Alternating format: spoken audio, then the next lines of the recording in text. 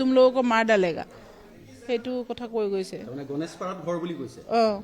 মানে ওচৰৰ পাজৰে হ'ব ইয়াত জানা মানুহ হয় কোনবা নহলে ইমান এদিনিয়া মানুহ দিনৰ পৰা আপোনালোকক ফলো কৰিছে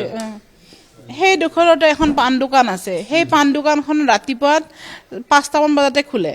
নতুনকৈ হৈছে এইখন এবছৰ হোৱাই নাই চাগে তাতে আড্ডা লৰাবিলাকৰো আড্ডা হৈ থাকে পুলিচ আহে না পেট্ৰলিঙৰ গাড়ী হেৰি কৰি দিয়ে তাতে বাইক ৰখাই তাতে সেয়া আৰু সেই লেডি গৰাকী যিগৰাকী আছে তাই মানে সদায় ইয়ালৈকে আহি আমাৰ এইফালে চাই হেৰি কৰে আৰু মানে ৰেখি কৰি যায় অকমান সেই গাড়ী লৈ আহিছিলে হেৰি তাৰপিছত আৰু হেৰি কৈছে নিচে और आदमी है हमारा तुम मत समझो ये हम सार है নিচে और आदमी है আৰু লগত মানুহ আছে লগত নিচে और आदमी কিন্তু নাছিলে চাগে আৰু নাজানো আছে নাই এইটো তলত দেখা এনেকুৱা লাগিছে যে মানুহ কেইজনে আপোনালোকক খুব ভালদৰে জানে গোটেই কথাখিনি আপোনালোকৰ ঘৰত যে নাই ফলো কৰিছে কাৰণ এও নাথাকাত আহিছেতো আৰু পাইছে ভগৱানে যি কৰে ভালে কৰে কাৰণ এওঁ থাকিলেতো তেওঁ এই 1.5 লাখ টকাত নামানিলে হয় তেওঁ মতা মানুহ ঘৰত থকা বুলিতো তেওঁক বেছিকৈ হেৰি কৰিলে হয় আৰু আপুনি যেতিয়া 1.5 লাখ টকা দিলে তাৰ পাছতো বিশ্বাস কৰা গোটেইকেইটা ৰুম আকৌ চাইছে নিজে চাইছে সেইপিনে চাইছিলে সেইপিনে কিন্তু চাবি বিচাৰিয়ে নাপালোঁ মই সিহঁতে ক'ত পেলালে নে লৈয়ে গ'ল সেইটো টোপোলাটো দেখাই নাই মই চাবি য'ত সেয়া আছে সেইটো বিচাৰি চালোঁ চাবি পাত লৈ গৈছে চাগে কিবা নিচে মই আলমাৰিটোৰ পৰা চাবই পৰা নাই ৰুমত সোমাব ভয় লাগে না কেছ টকাটো বেছি বিচাৰি আছে কেছ বেছিকৈ বিচাৰিছে কেছ লাগে কেছ লাগে দৰ্জাখন খুলি দিয়াৰ লগে লগে আহি এজনে হেঁচা মাৰি ধৰিলে পিষ্টলটোৰে ফাৰ্ষ্ট পিষ্টলে আপোনাৰ স্বামী নোহোৱা কথাটো আপোনাৰ চালক আৰু আপোনাৰ বাহিৰে আৰু কোনোবা তৃতীয় ব্যক্তিয়ে এই কথাটো জানে নেকি চবেই জানিব পাৰে কোনোবাই কেনেকৈ হৈছিল প্ৰথমৰ পৰা আহি যাতে তলত মোক হেঁচা মাৰি ধৰিলে দেখিলে যে কেমেৰা আছে তলত মানে চাৰিজনী ডেৰেকা আমি সেই কথাখিনি পাতিম কিন্তু মই কৈছোঁ যে কথাখিনি পাতিম কিন্তু দেখুৱাইছোঁ চাওক কিমান ভয়ংকৰ ভয়াৱহ এইসমূহ দৃশ্য এটাৰ পাছত আন এটা কথা তেওঁলোকে কোনো বিশ্বাস কৰা নাই যে কৈছে 1.5 লাখ টকা লগত আছে কিন্তু 1.5 লাখ টকাতে ভাবিছে যে কেৱল 1.5 লাখ টকাই এটা ঘৰত এই ধৰণৰ আচলতে যিটো অট্টালিকা 1.5 লাখ টকাই থাকিবনে তেওঁলোকে এই ধৰণৰ ভাবিছে যাৰ কাৰণে এইখন আচলতে বিচনাত তেওঁলোকে শুৱে এইখন তেওঁলোকৰ হোৱা বিচনা আৰু তলত এই ধৰণৰ এটা তেওঁলোকৰ ছিষ্টেম আছে তলত তেওঁলোকে কাপোৰ কানি বা অন্য সামগ্ৰী তেওঁলোকৰ থোৱা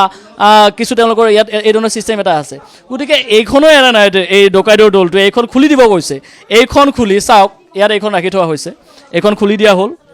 এই যিখন আছিলে ইয়াৰ স্লেবখন খুলি দিয়া হ'ল এইখন স্লেব ইয়াৰ পৰা খুলি ইয়াত ৰখা হ'ল ইয়াত চালে ইয়াত বহিলে ইয়াত বহি ইয়াত কি আছে চব চালে এফালৰ পৰা চাইছে যে ইয়াত টকা ক'ৰবাত আছে নেকি ক'ৰবাত এই ধৰণৰ টকা সোমোৱাই ৰাখিছে নেকি সন্দেহ বাৰে বাৰে কৈছে যে বিশ্বাস কৰা নাই ডকাইতৰ দলটোৱে ঘূণাক্ষৰেও বিশ্বাস কৰা নাই যে 1.5 লাখ টকা কেনেকৈ থাকিব পাৰে আৰু বহু টকা হয়তো থাকিব পাৰে ডকাইতৰ দলটোৱে ভাবিছিল হয়তো কোটিৰ ঘৰত টকা পাব কিন্তু নগদ ধন কেৱল 1.5 লাখ টকা থকা বুলি তেওঁ ক'লে আৰু অৱশেষত এখন 500 টকীয়া নোট আছিল বুলি ক'লে যে এটা সৰু বেগত এখন 500 টকীয়া নোট আছিল আৰু সেই নোটখনো পৰৱৰ্তী সময়ত উলিয়াই দিব লগা হ'ল ইমান বেছি আতিশয্য চলালে ইমান বেছি ভয় খুৱালে ইমান বেছি আচলতে তেওঁলোকক কষ্ট দিলে পৰৱৰ্তী সময়ত তেওঁলোকে এই ধৰণে এই CCTV যিটো ভিজুৱেল ইয়াত গোটেই কথাখিনি ইয়াত উপলব্ধ হৈ থাকিল ক'ত আহিল কেনেকৈ আহিল কিদৰে আহিল প্ৰৱেশ কৰি কি কৰিলে গোটেই CCTVত আবদ্ধ হৈ আছে এতিয়া আৰক্ষীক ইয়াতকৈ আৰু এভিডেঞ্চৰ হয়তো প্ৰয়োজন নাই আৰক্ষীয়ে ইয়াতকৈ হয়তো ক্লুৰ প্ৰয়োজন নাই যথেষ্ট ক্লু আছে যথেষ্ট এভিডেঞ্চ আছে সোমোৱাৰ পৰা আতিশয্য চলোৱাৰ পৰা সকলো এভিডেঞ্চ এই CC কেমেৰাত আছে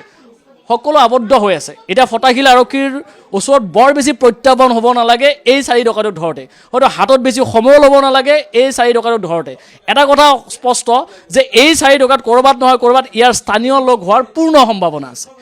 এটা কথা মহিলাগৰাকীয়ে কিছু সময় পূৰ্বে ক'লে যে এখন দোকান সেই দোকানতে আড্ডা কৰে ক'ৰবাত নহয় ক'ৰবাত সেই দোকানখনেই আচলতে দোকানখনৰ পৰাই এই ব্লু প্ৰিণ্টটো ৰচনা হৈছিল নেকি কাৰণ তেওঁলোকে জানে কালি অনিল ডেকা জীয়ৰীক থ'বলৈ নতুন দিল্লীলৈ যাব যিহেতু জীয়ৰী থাকে ইউকেত থকা জীয়ৰীক নতুন দিল্লীলৈ থ'বলৈ যোৱা কথাটো চালক আৰু পত্নীৰ বাহিৰে আৰু কোনোবা তৃতীয় ব্যক্তিয়ে জানিছিল যাৰ বাবে 9 বজাত প্ৰৱেশ কৰিছে এই বাসগৃহটোত 9 বজাত প্ৰৱেশ কৰি সকলো লণ্ডভণ্ড কৰিলে এফালৰ পৰা চালে এতিয়াও চাওক যিসমূহ সামগ্ৰী আছে কোনো সামগ্ৰী বাচি থকা নাই ডকাইতৰ দলটোৱে কাকোৱে বিশ্বাস কৰা নাই। বাৰে বাৰে কৈছে যে 1.5 লাখ টকা আমাৰ হাতত আছে আৰু পইচা নাই, কিন্তু ডকাইতৰ দলে নকৰে বিশ্বাস যে পইচা উলিয়াই দিয়ক, নহ'লে পইচা উলিয়াই দিয়ক, নহ'লে তেওঁলোকক মাৰি পেলাব। আৰু এনেধৰণে মৃত্যুৰ যেতিয়া ভয় দিয়া হ'ব, এই ধৰণে যেতিয়া মূৰত পিষ্টল টোৱাই দিয়া হ'ব, এই ধৰণে যেতিয়া ডিঙিত ডেগাৰ লগাই দিয়া হ'ব, কোন ব্যক্তি আচলতে এই ধৰণে টকা উলিয়াই নিদিব?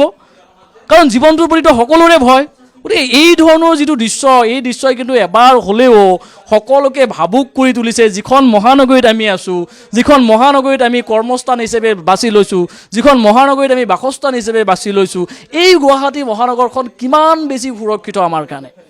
আজি প্ৰতিটো দিনে যদি চাই গুৱাহাটী মহানগৰীত এই ধৰণৰ ঘটনা হৈছে, চোৰৰ উপদ্ৰৱ, ডকাইতৰ উপদ্ৰৱ, চিলনী চোৰ, এই ধৰণৰ ঘটনা। গতিকে আৰক্ষী কি কৰে, আৰক্ষীয়ে ইনভেষ্টিগেশ্যন প্ৰক্ৰিয়াটো নিশ্চিতভাৱে নাই।